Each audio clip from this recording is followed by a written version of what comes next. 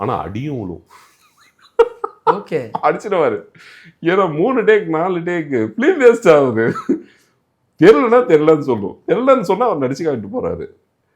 பண்ணிடுவேடா அப்படின்னு பண்ணிடுவோம் சார். அதே தப்பு 4 வாட்டி இழுத்து ஒன்று விட்டு அதுக்கப்புறம் சொல்லுவார், நீ பண்ண தப்புக்கு நான் அடிச்சுட்டு நான் போய் நைட்ல ஜீசஸ் கிட்ட மன்னிப்பு கேட்குறேன்.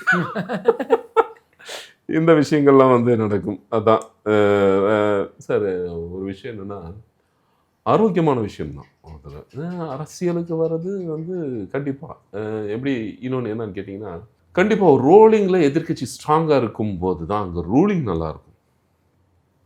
நான் வந்து கட்சி சார்ந்தவன் இல்லை, எந்த கட்சியும் சார்ந்தவன் இல்லை. அரசியல் என்னன்னா மக்கள் நலப்பணி, தொண்டு பணி, மக்களுக்கு நல்லது செய்யணும். அது மக்கள் டிசைட் பண்ணுவாங்க. யார் வந்தால் யார் தலைவராக நம்ம அங்கீகரித்தோன்னா நமக்கு அவங்க கரெக்டாக இருப்பாங்கன்னு. அது இந்த பக்கம் வந்து ஸ்டாலின் சாராக இருந்தாலும் சரி, இல்லை இந்த பக்கம் விஜய் சாராக இருந்தாலும் சரி, இன்னும் நிறைய கட்சிகள் யாராக இருந்தாலும் சரி, அதுதான் மக்களுக்கு தெரியும்.